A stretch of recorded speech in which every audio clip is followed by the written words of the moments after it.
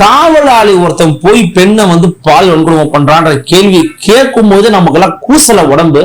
திரும்பியும் சொல்றேன், கூட்டம் கட்டுப்பாடு மீறி போகுது, இவரு சொல்லி பேச்சு கேட்க மாட்டாரு, போய் எப்பனா ஒழிங்கடா இன்னும் விட்டுருக்காங்க. அவங்க கொஞ்ச நஞ்ச தோல்வியை கூட கொஞ்ச நஞ்ச பிழையை கூட சொல்லிடக்கூடாது, பேசிடக்கூடாது அப்படின்னு அச்சப்படுறாங்க, பயப்படுறாங்க, நடுங்குறாங்க. ஆம்ஸ்ட்ராங் அண்ணனுடைய கொலை வழக்குல பாத்தீங்கன்னா சிபிஐ வேணான்னு சொன்னாங்க, அதுக்கு ஒரு குட்டு, விஜய் மேட்டர்ல ஒரு குட்டு, இப்ப அடுத்தடுத்து வாங்கிட்டு இருக்க குட்டு. சார் மாரத்தான் ஓடிட்டு இருக்கிறார் சார் அமைச்சர், அவன் மாறுல இருந்து செத்துக்கிட்டு இருக்கான். ஊர் முழுக்க டாஸ்மாக திறந்து வச்சுட்டீங்க, கஞ்சா பழக்கம் போதை பழக்கம் ஓடிக்கிட்டு இருக்கு. சுகாதாரத்துறையினுடைய சீர்கேட்டின் வெளிப்பாடு சார் இதெல்லாம். ஆமா, அதான் சொல்றேன், இவங்க 3 பேரும் சேர்ந்துட்டாங்கன்னா that will be the biggest trouble for the DMK alliance. அவங்களுடைய அடிப்படையே ஆடி போக வாய்ப்பு இருக்கு, அவங்களால ஃபேஸ் பண்ண முடியுமான்னு தெரியாது. அப்போ விஜய் எப்படியாச்சும் உள்ள போகாம வைக்கணுங்கிறதுக்கான வேலையை பார்க்கணும், அல்லது எடப்பாடி அவர்களை ட்ரபிள் பண்ணலாம். சார் இப்போ கரூர் விவகாரம் சம்பந்தமா அரசு விசாரிக்க கூடாது, சிபிஐ தான் விசாரிக்கணும்னு உச்சநீதிமன்றம் உத்தரவிட்டிருக்கு. இந்த ஒரு விஷயத்தை எப்படி பாக்குறீங்க? இந்த விவகாரம் பாத்தீங்கன்னா அடிப்படையில தமிழக அரசு இதற்கு முன்பாக தாவேகா போன போது போன ஹியரிங்ல எதுக்குங்க சிபிஐ கேக்குறீங்க, சிபிஐ தான் இதுக்கு தேவையே இல்லைங்க அப்படின்னு வாதாடாம இருந்திருந்தாங்க அப்படின்னா இந்த விவகாரம் திமுக தலைமையிலான தமிழக அரசுக்கு தோல்வி இல்லைன்னு பேசி இருக்கலாம். ஆனா நம்ம ஏன் இப்ப தோல்வின்னு பேசுறோம் அப்படின்னா, தமிழ்நாடு அரசு சிபிஐக்கு கொடுக்காதீங்க, எதுக்குங்க சிபிஐ கேக்குறீங்கன்னு கேட்டாங்க. இதே ஐயா மரியாதைக்குரிய முகுல் ரோத்தகி தலைமையிலான அந்த அவங்களுடைய திமுக தரப்பிலான அந்த வாத வழக்கறிஞர்கள் கேட்டாங்க. இப்போ சிபிஐக்கு கொடுத்துருக்குறாங்க. அது மட்டும் இல்லைங்க, இது சாதாரணமா டைரக்டா சிபிஐக்கு கொடுக்கல, ஒரு முக்கியமான ஒரு மூத்த வழக்கறிஞர் தலைமையில அவருக்கு 2 ஐபிஎஸ் போட்டு இந்த 3 பேருக்கு அந்த சிபிஐ டீம் மாசம் அவங்களோட ரிப்போர்ட் சப்மிட் பண்ணணுன்ற அளவுக்கு மிக முக்கியமான ஒரு குழுவை அமைச்சு இந்த தீர்ப்பை கொடுத்திருக்கிறது உச்சநீதிமன்றம். இது ஒரு மிக முக்கியமான ஒரு நகர்வாகத்தான் நான் பார்க்கிறேன். இப்ப அதுல குறிப்பா பாத்தீங்கன்னா தமிழ்நாட்டை சேர்ந்த யாருமே அதுல இருக்கக்கூடாது அப்படின்னு சொல்லியிருக்காங்க. இதை நீங்க எப்படி பாக்க? இல்ல, ஏன்னா இது இவங்க வச்ச பிரேயரே கூட அப்படி இருக்கலாம். நான் பிரேயர் ஒன்னும் முழுசா படிக்கல, ஏன்னா இது தாவேகா மட்டும் இல்லைங்க, இதே போல அண்ணா நகர் சிறுமி வழக்குல கூட ஒரு எஸ்ஐடியை ஃபார்ம் பண்ணாங்க. ஆக்சுவலி சிபிஐக்கு அது போச்சு, சிபிஐக்கு போனது தமிழக அரசு எதிர்த்தாங்க, அப்புறம் ஒரு எஸ்ஐடி ஃபார்ம் பண்ணாங்க. அந்த எஸ்ஐடில பாத்தீங்கன்னா தமிழ்நாட்டை சேர்ந்த அதிகாரிகள் இடம் பெறல. ஏன் இதை சொல்லுவாங்கன்னா, இப்ப தமிழ்நாடு போலீஸ்னு வைங்களேன், அவங்க மேலேயே குற்றச்சாட்டை வச்சுக்க மாட்டாங்க.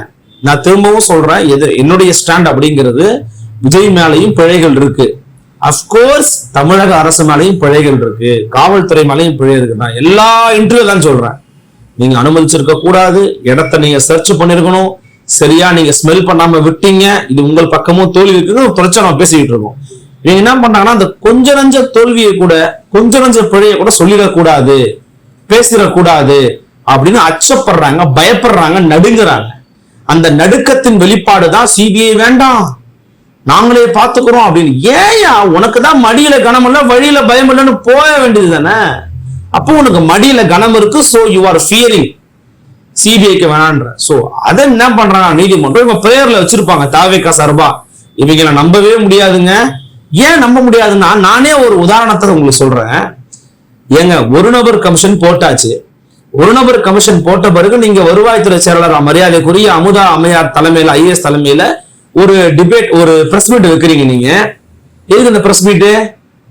ஒரு நபர் கமிஷன் போய்கிட்டு இருக்கு, விசாரணை பண்ணிக்கிட்டு இருக்காங்க, எதுக்கு பிரஸ் மீட் வைக்கிறீங்க? பிரஸ் மீட் என்ன பேசுறீங்க? நீங்க டிஃபெண்ட் த கவர்மெண்ட் பண்றீங்க. எங்க மேல தப்பு இல்ல, நாங்க இதெல்லாம் பண்ணல, நாங்க இதெல்லாம் பண்ணல, சோ எங்க மேல தப்பு இல்ல, சோ விஜய் மேலதான் தப்பு. விஜய் மேல தப்பு இல்லைன்னு யார் சொன்னா?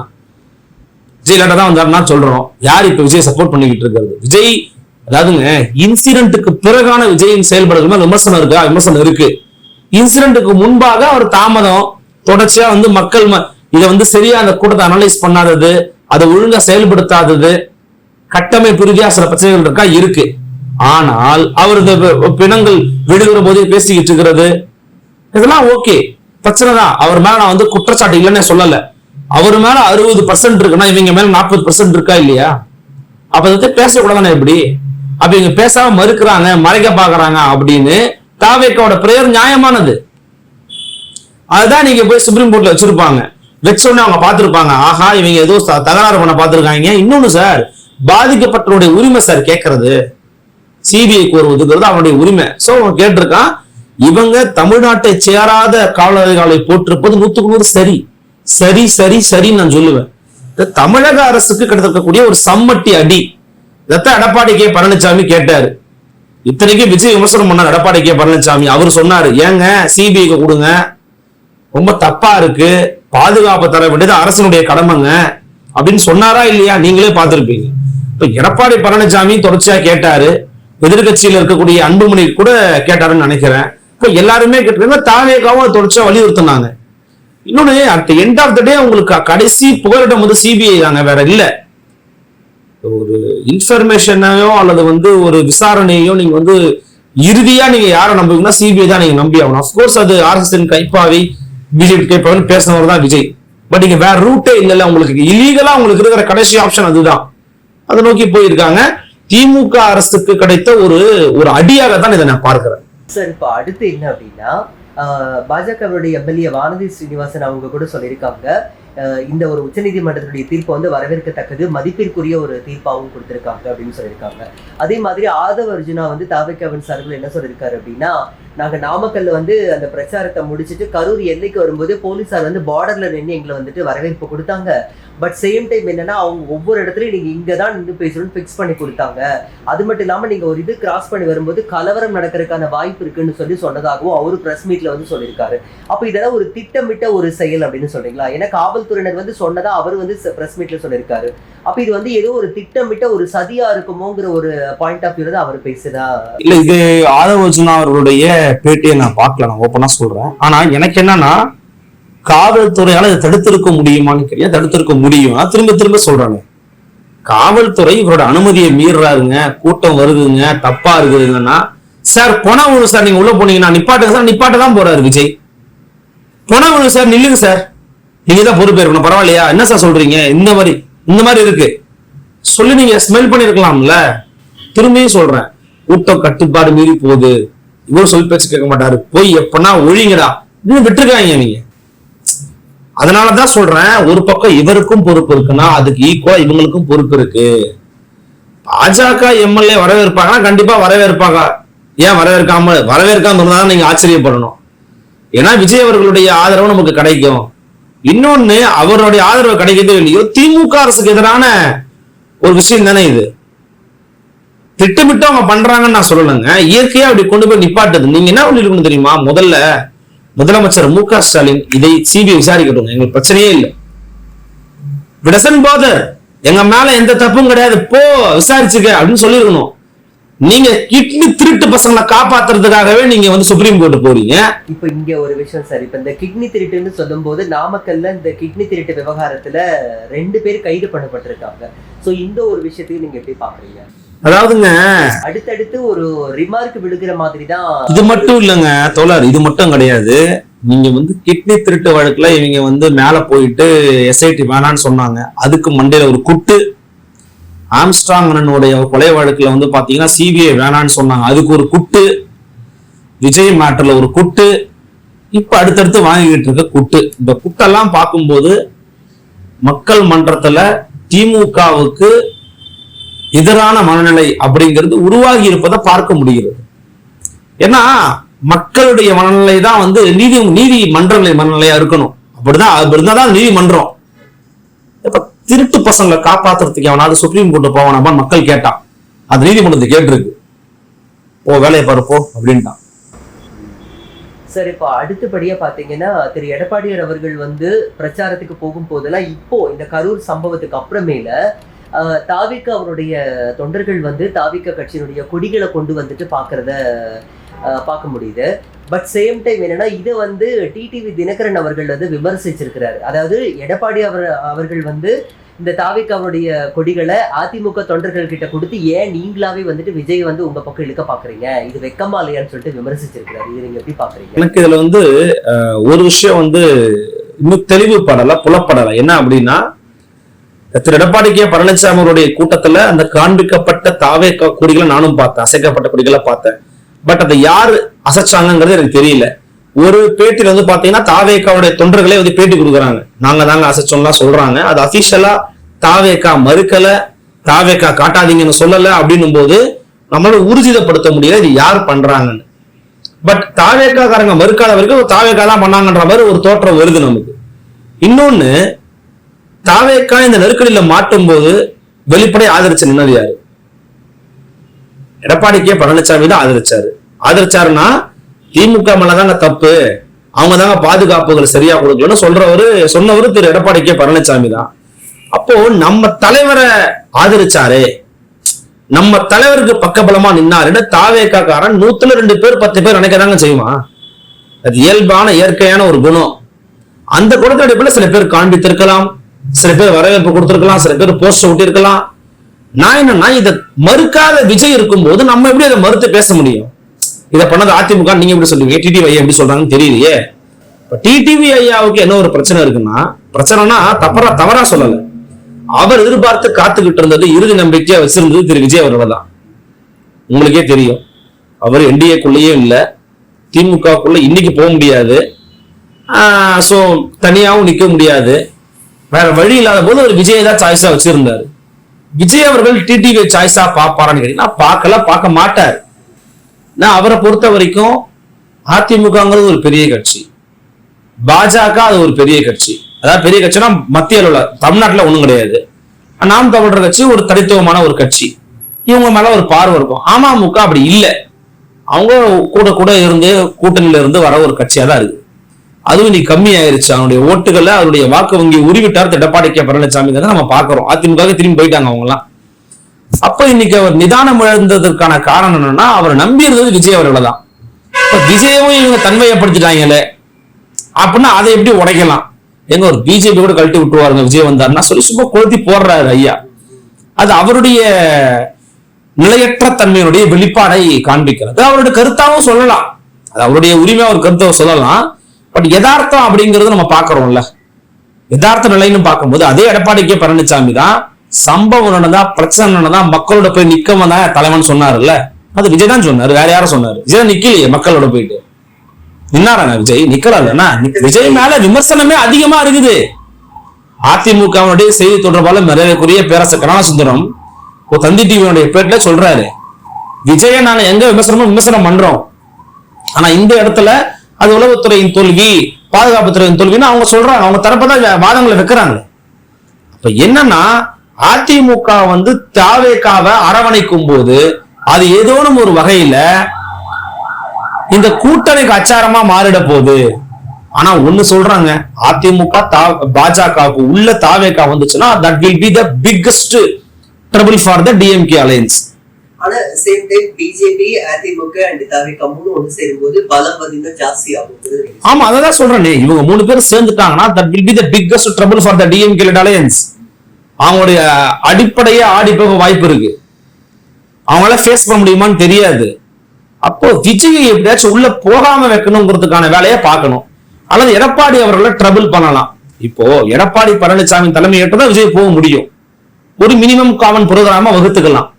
எப்படி பிஜேபி கூட திமுக கூட்டணிக்கு போகும்போது ஒரு காமன் மினிமம் புரோகிராம்னு மக்களை கொஞ்சம் மதிமயக்கி போய் வச்சு கூட்டணியில நின்று அதிகாரத்தை சுவைச்சு மத்தியில அமைச்சரவை பதவியை சுவைச்சு நீங்க வந்து வேலை பார்த்தீங்க, அது மாதிரி நீங்க இன்னும் 2-3 கட்சி போக போகுது. தமிழ்நாடு என்னைக்கும் பாஜகவுக்கு எதிரான முன்னுதாங்க, அதுல வந்து மாற்று கருத்தே இல்லைங்க, நீங்க யோசிக்கவே தேவையில்லை. தமிழர்கள் இயல்பாகவே மதவாதத்துக்கு சாதியவாதத்துக்கு எதிரான மக்கள் தான். அவங்களுக்கு தெரியும் நமக்கு பிரச்சனைன்னு வந்து யாரு பக்கம் நிக்கணும் அப்படின்னு. இன்னைக்கு தமிழ்நாடு இருக்கிற பிரச்சனை நம்ம பார்த்துக்கிட்டு இருக்கோம். அப்ப அந்த தமிழ்நாட்டுல நமக்கு எதிரான பிரச்சனைகள் இருக்கும்போது, நம்மளுடைய பிரச்சனை, வாழ்வாதார பிரச்சனை, வேலைவாய்ப்பு பிரச்சனை, தொழில் பிரச்சனை, பொருளாதார பிரச்சனை, எவ்வளவோ பிரச்சனைகள் இருந்துகிட்டு இருக்கு. நான் வந்து தங்கமலை ஏறுறது பாத்தீங்களா, ஸ்டாலின் தான் காரணம். பெட்ரோல் ஏறுறது பாத்தீங்களா, ஸ்டாலின் தான் காரணம் அப்படின்னு முட்டாள்தனமா பேசுற ஆள் நம்ம கிடையாது. அது யாரும் சொல்லல, அதுக்கு யாரும் சம்பந்தமே கிடையாது. அது இல்லைங்க பிரச்சனை. அடிப்படை வாழ்வாதார சிக்கல் இருக்குல்ல, மின்சார பிரச்சனை யாரோட பிரச்சனை, பால் விலை, வேலை வாய்ப்பின்மை, கல்வி, தரமற்ற கல்வி, சரியான மருத்துவ வசதி இல்லாதது, இப்படின்னு பல பிரச்சனைகள் இருக்கலாம். இதுக்கெல்லாம் யாரு பொறுப்பு? 22 குழந்தை செத்து போயிருக்கு சார் மத்திய பிரதேசத்துல. நம்ம ஊர்ல தயாரிச்ச மருந்தை கூட செத்து போயிருக்கு சார். அடுத்தது பாத்தீங்கன்னா இப்ப காஞ்சிபுரத்துல தயாரிக்கப்பட்ட இந்த சளி மருந்த உட்கொண்ட குழந்தைகள் மத்திய பிரதேசத்துல கிட்டத்தட்ட 21 பேரு உயிரிழந்த ஒரு சம்பவம் மிகப்பெரிய ஒரு அதிர்வலை ஏற்படுத்தி இருக்கு. அப்போ இது சம்பந்தப்பட்ட அதிகாரியும் வந்துட்டு அங்க ஆய்வு மேற்கொள்ளல அப்படிங்கிற ஒரு விஷயம் பல வருஷமா இவங்களும் ஆய்வுக்கு போகாம விட்டது ஒரு காரணங்கிற மாதிரி இப்ப செய்திகள்லாம் வெளியாகிட்டு இருக்கு. ஸோ இது எந்த கண்ணோட்டத்துல பாக்குறீங்க சார்? தமிழ்நாட்டுக்கு ஒரு மிகப்பெரிய ஒரு தலைக்குனிவு இல்லையா அது? சார், தமிழ்நாடு அரசினுடைய தலைமையின் கீழ் இயங்கக்கூடிய மாநில மருந்து கட்டுப்பாட்டு வாரியம் இவங்க என்ன வேலை பார்த்தாங்க அப்படிங்கறத நம்ம முதல்ல டிரான்ஸ்பரண்டா பார்க்கணும் சார். எனக்கு என்னன்னா, மத்திய பிரதேச அரசும் தமிழ்நாடு அரசும் ஒண்ணு கூடி இது மாதிரி இன்டர்ஸ்டேட் இஷ்யூஸ் வந்தாலே சிபிஐக்கு தான் அனுப்புவாங்க. இப்ப மட்டும் மத்திய அரசு சிபிஐ வேண்டாம், 2 பேருமே ட்ரஸ்ட் பண்றோம்னு சொல்றான். எனக்கு நம்பிக்கையே கிடையாது. சிபிஐ சனகி இது கண்டிப்பா போகணும். ஐ திங்க் சோ போயிடுச்சுன்னு நினைக்கிறேன். அப்டேட்டடா நான் இன்னும் அதை ஃபாலோ பண்ணல. சப்ஜெக்ட் கரெக்ஷன் அது. ஸோ சிபிஐ விசாரணைக்கு போனது அதுக்கு தீர்வு கிடைக்குங்க, கொடுத்துருப்பாங்கன்னு நினைக்கிறேன். ஐயா கவாய் தலைமையில தான் வந்துச்சு. என்ன பிரச்சனைனா, தமிழ்நாடு அரசினுடைய மாநில மருந்து கட்டுப்பாட்டு வாரியம் என்ன பண்ணீங்க? 364 வயலேஷனா அந்த கம்பெனி பண்ணிருக்குன்னு இப்போ செய்தி வெளியாகி கொண்டிருக்கிறது எஸ்ஐடி தலைமையில. இந்த 364 வயலேஷனையும் அதிகமான வயலேஷன் எங்க பண்ணியிருக்கான்? எப்படி அந்த 0.1% மட்டும் கலக்கலான்னு சொன்ன அந்த டைஎத்தலின், அந்த கிளைகால் அப்படிங்கிற ஒரு கெமிக்கலை எப்படி அதிகமா கலந்தான்? அப்போ மாநில அரசினுடைய கட்டுப்பாட்டை மீறி அவன் எப்படி கலந்தான்? இப்ப மத்திய அரசோட ரோல் இதுல என்ன இருக்குன்னா நம்ம செக் பண்ணணும். ஆனால் தமிழக அரசுக்குன்னு ஒரு ரோல் ரெஸ்பான்சிபிலிட்டிஸ் இருக்குல்ல, நீங்க அதை ஏன் சரியா பண்ணல? உங்களுடைய ரோல் அதுல ஃபுல்ஃபில் ஆச்சா இல்லையா? அதுக்குள்ள டிரான்ஸ்பரன்சி என்ன சார்? மாரத்தான் ஓடிட்டு இருக்கிறா சார் அமைச்சர். அவன் மாறுல இருந்து செத்துக்கிட்டு இருக்கான். ஊர் முழுக்க டாஸ்மாக திறந்து வச்சுட்டீங்க. கஞ்சா பழக்கம், போதை பழக்கம் ஓடிக்கிட்டு இருக்கு. சுகாதாரத்துறையினுடைய சீர்கேட்டின் வெளிப்பாடு சார் இதெல்லாம். தீபாவளி வரப்போது விடிச்சு கொண்டு நாட்டை நாசமாக்க போறானுங்க. ஒளி மாசு, காற்று மாசு, நீர் மாசு, நில மாசு ஒட்டுமொத்தம் நடக்க போகுது. இது மக்கள் பார்த்து சுதாரிக்க வேண்டியது ஒரு விஷயம். அப்படி இருக்கும்போது இதை அரசாங்கத்துக்கு சார் சும்மா அதாவது ஒண்ணு சொல்லவா சார்? அப்படி கிடையாது சார். அதாவது நிறைய பேர் நினைக்கிறீங்க மக்கள் தாங்க அதிகமான பொறுப்புன்றீங்க. அரசாங்கத்துக்கு தான் அதிகமான பொறுப்பு இருக்கு. நான் சொல்றேன், இதுவே பட்டாசு வெடிக்கிறதுக்கு தடை விதிச்சாங்க அப்படின்னா இது தனி மனித உரிமை இல்ல. நான் பட்டாசு நான் உதாரணமா சொல்றேன் சார். இது நீங்க முன்னாடியே இந்த சமூகத்தை பக்குவப்படுத்தி இருக்கணும். அந்த பக்குவப்படுத்தல இல்ல. இந்த மருந்து எடுத்துக்கங்க. நீங்க அந்த கம்பெனி மேல ஏற்கனவே பல அலிகேஷன்ஸ் இருந்திருக்குது. அவங்கள வாட்ச் பண்ணிருந்தீங்கன்னா நீங்களே அந்த கம்பெனி தடை போட்டு வச்சிருப்பீங்க. அப்ப நீங்க மிஸ் பண்ணிட்டீங்க தானே பொருள். ஒரு பக்கம் நடந்துட்டு இருக்கு, அமலாக்கத்துறை இப்ப வந்துருச்சு. இன்னொரு பக்கம் பாத்தீங்கன்னா ஏற்கனவே இந்த கிட்டு திருட்டு வழக்குல ஈடுபட்டவங்களையும் பிடிச்சிருக்காங்க அப்படிங்கிற செய்தி நம்ம பாக்குறோம். அப்போ இவங்க ஒரு நிலையற்ற தன்மை நோக்கி போய்கிட்டு இருக்காங்க சார்.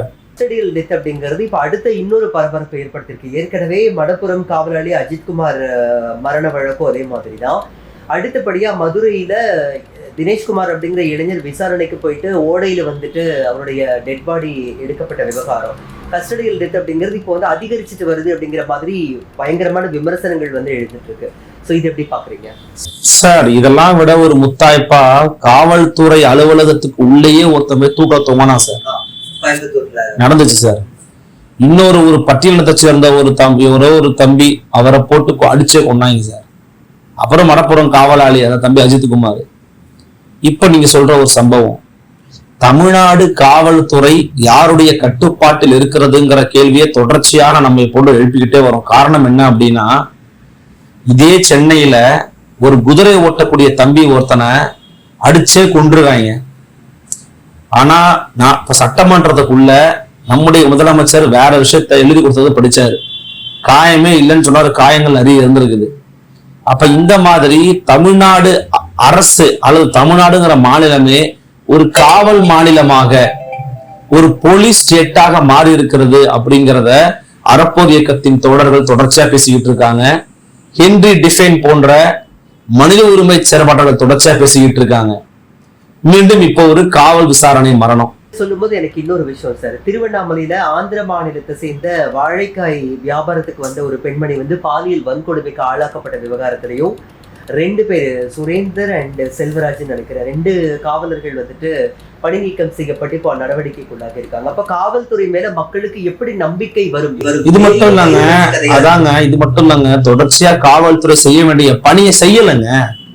என்ன அதுக்கு ஒரு மிகச்சிறந்த உதாரணம் எதிர்க்கட்சியில சொல்லிக்கிட்டு இருக்காங்கல்ல. நேத்து எடப்பாடி பேசியிருக்காரு நினைக்கிற ஒருத்தர போதை மாநிலமா மாறிடுச்சுன்றாருல்ல, உண்மை அதுதாங்க. இது தொடர்ச்சியா அன்புமணி பேசுறாரு, சீமான் சொல்றாரு, இத விஜய் கூட பேச ஆரம்பிச்சிருக்கிறாரு.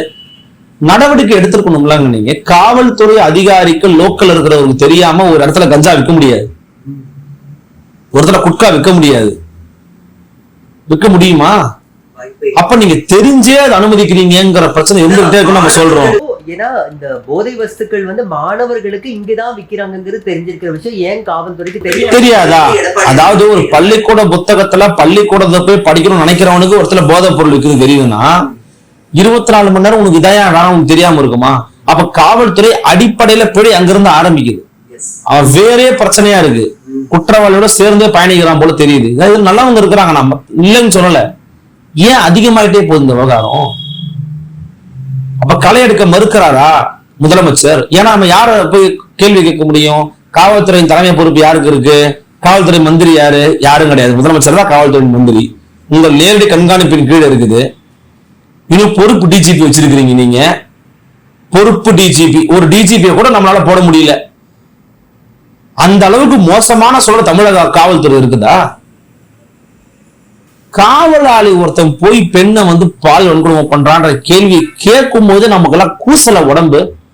வேற ஒரு மாநிலத்தில இருந்து அவங்களோட தொழிலுக்காக ஒரு காரி துப்புவா சார் அந்த இடத்துல. அந்த மாநிலத்துக்கார காரி துப்போம் நம்ம காவல்துறையை பார்த்து. இது ஸ்காட்லாந்து யாருக்கு இணையான காவல்துறை, பிரச்சனை ஓடி வரக்கூடிய காவல்துறை, விடுமுறை நாள் இல்ல, எந்த அழுத்தத்திலையும் வேலை பார்த்துக்கிட்டு இருக்காங்க. நம்ம 1000 பெருமை பேசிக்கிட்டு இருக்கும் போது இப்படிப்பட்ட கருப்பு ஆடுகள் இந்த காவல்துறையை வந்து களங்கப்படுத்திக்கிட்டு இருக்காங்கன்னா இது அரசாங்கம் அவங்க மேல் நடவடிக்கைய இப்ப எடுத்திருக்கிறாங்கல்ல. இதுக்கு முன்னாடியே கடிச்சதுன்னா வந்திருக்காதுல்ல. இது காவல்துறை ஃப்ரீயான்னு நீங்க கொடுத்துட்டீங்க, என்ன வேணா பண்ணியா, யார வேணா உள்ள தூக்கி போடியா. அவங்க நினைச்சிட்டாங்க நம்ம தான் கவர்மெண்ட் நடத்திக்கிட்டு இருக்கோம், நம்ம பண்ண யாரு கேட்க போனோம் நினைச்சிருப்பான். அந்த 2 பேர் பண்ணிட்டான். எடுத்தாலே உடனே இந்த மாதிரி ஏதாவது ஒரு கேள்வியை வந்து அரசாங்கத்துக்கு எதிராக ஒரு நியாயத்தை கேட்டா கூட அவதூறு பரப்புறாங்கிற பேர்ல கைது நடவடிக்கை தான் வருது. அப்ப தனி மனித சுதந்திரம் பறிக்கப்படுது, நியாயத்தை கேட்டா கைது அப்படிங்கிற மாதிரி சமூக வலைதளங்களில் ஒரு விவாதமே நடந்துகிட்டு முதல்லங்க. இது எல்லாத்துக்கும் மேல இப்போ தாவேக அவருடைய செயலாளர், திண்டுக்கல் மாவட்டத்தினுடைய செயலாளர் நிர்மல்குமார் கைது பண்ணப்பட்டிருக்காரு. கேட்டா நீதிமன்ற அவமதிப்பு வழக்கு, அரசு மேல வந்து அவதூறு வழக்குன்னு சொல்லிட்டு அவதூறு பரப்புன காரணத்துக்காக கைது பண்ணிருக்காங்கன்னு சொல்றாங்க. அப்ப இதெல்லாம் எந்த கணக்குல நம்ம எடுத்துக்க முடியும்? அப்ப நியாயத்தை பேசுற, ஏன்னா கரூர் விஷயத்தை பொறுத்த வரைக்கும் இன்னும் பல விஷயங்கள் விசாரணையில தான் இருக்கு. இன்னது நடந்திருக்கு அப்படிங்கிறது யாராலையும் ஆணித்தனமா உறுதிப்படுத்த முடியல. அப்படி இருக்கிறப்ப அவங்களுக்கு தெரிஞ்ச விஷயங்களை பகிர்ந்துகிட்டு இருக்கும் போது அது எப்படி அவதூறுன்னு எப்படி இவங்களாவே தீர்மானிக்கலாம்னு தான் கேக்குறாங்க. அரசு, தமிழ்நாடு அரசு ஒரு நிலை குலைந்த நிலைக்கு சென்றிருக்கிறதுங்கிறதுக்கான ஒரு உதாரணம் தான் இது. உங்கள் மேல் பிழை இல்லை, உங்கள் மேல் தவறில்லை என்று சொன்னால் நீங்கள் எதற்கு அஞ்சுகிறீர்கள்? எதற்கு நீங்க அச்சப்படணும்? எதற்கு நீங்க பயப்படணும்? எதற்கு நீங்க பதற்றப்படணும்?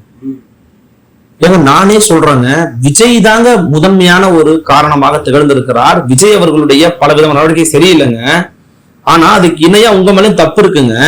ஆனா நீங்க விசாரிக்கிறதுக்கு நீங்க சிபிஐ கொடுத்துட்டு போங்க. உங்களுக்கு என்னங்க பிரச்சனை? நீங்க தப்பு பண்ணலையே. நீங்க என்ன சொல்றீங்க?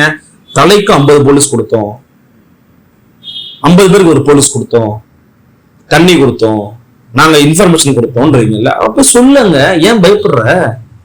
தைரியமா ஆச்ச சொல்லு, போய் சொல்லிட்டு வாயா.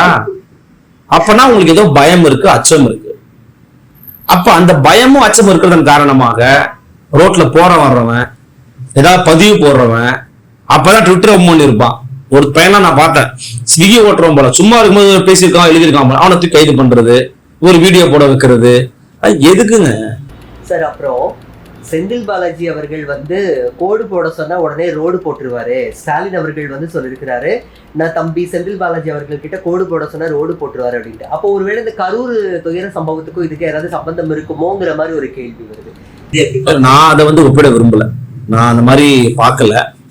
செந்தில் பாலாஜி அவர்கள் மேல நமக்கு பல விமர்சனங்கள் இருக்கு. அவர் ஒரு காந்தி மறுவுருவம், அதுக்கப்புறம் வந்து உத்தமத்தினுடைய புருஷர் அப்படிலாம் நான் சொல்லல. அவருடைய மனநிலை என்ன, அவருடைய ரெக்கார்ட் என்னங்கிறது உலகத்துக்கே தெரியும். வேலை வாங்கி தரன்னு காசை வாங்கி மோசடி பண்ண பேரு வழி. அதுதான் இன்னைக்கு அவர் மேல இருக்கிற மிகப்பெரிய குற்றச்சாட்டு. இதுதான் அவர் மேல இருக்கிற குற்றச்சாட்டு. இப்ப வரைக்கும் விடுதலை வாங்கிட்டாரு அவரு. ஜெயில இருக்கிறியா அமைச்சலாம் இருக்கிறியான்னு கேட்டாங்க. ஐயா நான் வெளியிலே இருக்கிறேன்யா, எனக்கு ஜெயில் வேணாயான்னு சொல்லிட்டு தான் வெளியில இருக்கிறாரு, வேற ஒன்றும் பண்ணல. உத்தம புருஷர் கிடையாது அவரு. கரூர்ல என்ன நடக்குதுன்றது கரூர்ல போய் கேட்டீங்கன்னா தெரியும். நாங்க என்னையும் கேட்க தேவையில்ல, கூட்டத்தில் இருக்கிற சிபிஎம் போய் கேளுங்க செந்தில் பாலாஜி யாருன்னு சொல்லுவோம். சார், நிறைவு அம்சமா இன்னொரு கேள்வி. இப்போ கோயம்புத்தூர்ல ஜிடி நாயுடு மேம்பாலம் வந்து திறக்கப்பட்டு ஒரு வாரம் கூட ஆகல, 2-3 நாள் தான் இருக்கும். கடந்த வியாழக்கிழமை திறந்திருந்தாங்க. இப்போ அதுலயும் பாத்தீங்கன்னா விபத்து நடந்து 3 பேர் உயிரிழந்திருக்கிறாங்க. அப்ப அங்கேயும் வந்து பாதுகாப்பு குறைபாடு இருக்கும் அப்படிங்கிற மாதிரியும் ஒரு பேச்சு வருது. என்னங்க சொல்றீங்க? 3 பேர் இறந்திருக்காங்களா? அதாவது இவங்க வந்து கவனம் இதுல வச்சிருந்தாங்க தெரியுமா? நாயுடுன்ற பேரை வச்சிடணும். எப்படியாச்சும் நாயுடு, ஏன் நாயுடுன்ற பேர் வைக்கணும்னா நாயுடு மக்கள் ஓட்டை வாங்கணும். ஜிடி பேம்பாரன்னு வைக்கலாங்க, வைக்க முடியாதா? ஏன் நாயுடுன்ற பேரை வைக்கிற நீ கேட்டா ஒரு சப்ப காரணம், மொக்க காரணம், மோசடி காரணத்தை சொல்றீங்க. அந்த பேரு வைக்கிற இடத்துக்கு முக்கியத்துவம் கொடுத்தியே சோறு வச்சாடான்னு கேக்குற மாதிரி பேரு வைக்கிறதுக்கு இவ்வளவு அளப்பற. நாயுடு வேணும் நாயுடு வேணும் நாயுடு சரி நாயுடு வச்சு தொலை, பாதுகாப்பாவது ஒழுங்கா கொடுத்தியே. எனக்கு என்ன நடந்துச்சுன்னு தெரியல, நீங்க என்ன மாதிரி விபத்துன்னு எனக்கு தெரியல. நின்றுட்டு இருந்த லாரி மேல அந்த வாகனம் வந்து இந்த 10 கிலோமீட்டர் டிராவல் பண்ணி வந்து அந்த கார் வந்து அதிவேகமா போயிட்டு தரையில நின்று, அது அதான் திறந்துருக்கிறீங்க அப்படின்னா கொஞ்சம் கூடுதல் கவனத்தோட அங்க செயல்படுறதுக்கான ஆட்களை போட்டிருக்கலாம். ஆனா அவங்க சொல்லியிருக்காங்க இரவு 9 மணி இருந்து காலையில 7 மணி வரைக்கும் அந்த ஒரு வார காலத்துக்கு வந்து பாலம் வந்து ராத்திரி நேரம் மட்டும் மூடப்படுது. ஏன்னா அந்த யூடியூபர்ஸோட தொல்லை தாங்கல, இந்த கோயம்புத்தூருக்கு ஒரு பாலம் திறந்திருக்காங்கன்னு வீடியோ எடுக்கிறதுக்காக வந்து விபத்தை ஏற்படுத்திடுவாங்க. அதனால பாதுகாப்பு முன்னெச்சரிக்கை நடவடிக்கை இப்படி ஒரு விஷயம்ங்கிறத அவங்க பதிவு பண்ணிருக்காங்க. அதாவதுங்க இது வந்து எதனுடைய வெளிப்பாடு அப்படின்னா, இந்த விபத்து இயற்கையாகவும் நடந்திருக்கலாம். இவங்களுடைய முக்கியத்துவம் எதில் இருக்குன்றதுக்கான ஒரு உதாரணம். நீங்க முக்கியத்துவம் எது கொடுக்குறீங்க? விளம்பரத்துக்கு அதிகமான முக்கியத்துவம். திறந்துட்டாரு நாயுடு நாயுடு நாயுடு நாயுடு. அது எடப்பாடி சொல்றாரு, யோ நான் வச்சுட்டு போனதுக்கு நீ பேரு வைக்கிற, சரி பேரு உங்க அப்பன் பேர் வச்சிடாதன்ட்டாரு. அவரு பேரு வச்சிரு உங்க அப்பன் பேர் வச்சிடாதன்ட்டாரு. அந்த அளவுக்கு எதிர எதிர்க்கட்சி தலைவருக்கும் முதலமைச்சருக்கும் இல்ல ஃபைட் ஒண்ணு ஓடிக்கிட்டு இருக்கு. நான் வந்து உருவாக்குறேன், நீ வந்து பேர் வச்சுட்டு போற, என்னையா கணக்கு அப்படின்னு கேட்கிறாரு.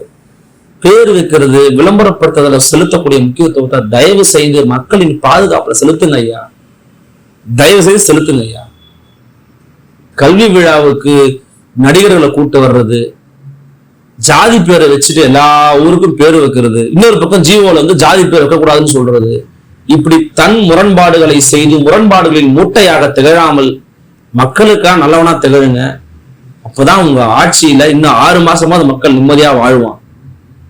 இல்லைன்னா ஓட்டு போடுறதுக்கு மக்கள் இருக்க மாட்டான்னு பயமா இருக்கு. அந்த அளவுக்கு போய்கிட்டு இருக்கு நிலைமை.